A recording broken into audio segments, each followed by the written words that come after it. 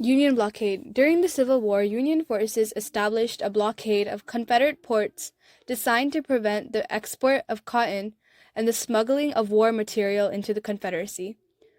The blockade was an important policy that successfully prevented Confederate access to weapons that the industrialized North could provide for itself. The U.S. government successfully convinced foreign governments to view the blockade as a legitimate tool of war.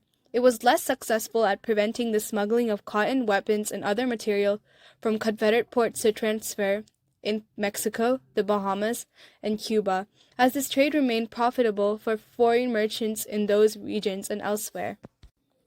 In Georgia, the Union strategy centered on Savannah, the state's most significant port city. Beyond Savannah, Union forces generally focused on securing bases of operation on outlying coastal islands to counter Confederate privateers.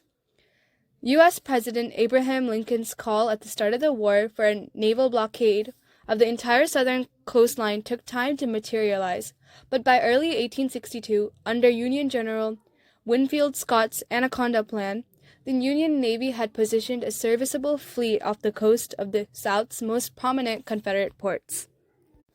The profits from the blockade running were high, since a typical blockade runner could make a profit equal to about $1 million in 1981 values from a single voyage.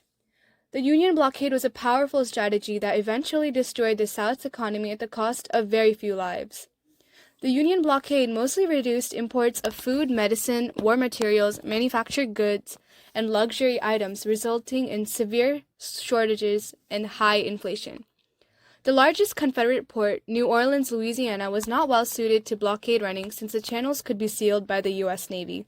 The secondary impact of the Union blockade was a scarcity of salt in the South. Land routes remained open for cattle drovers, but after the Union blockade seized control of the Mississippi River in summer 1863, it became impossible to ship horses, cattle, and swine from Texas and Arkansas to the Eastern Confederacy. The South Atlantic blockading squadron was tasked with preventing Confederate ships from supplying troops and were supposed to support Union blockade troops operating between Cape Henry in Virginia down to Key West in Florida. Early battles in support of the Union blockade included the blockade of the Chesapeake Bay from May to June 1861 and the blockade of the Carolina coast August through December 1861.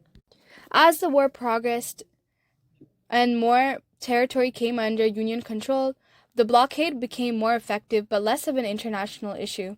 However, until the capture of Fort Fisher in 1865, the Confederate Army was still able to obtain some supplies via blockade-running ships.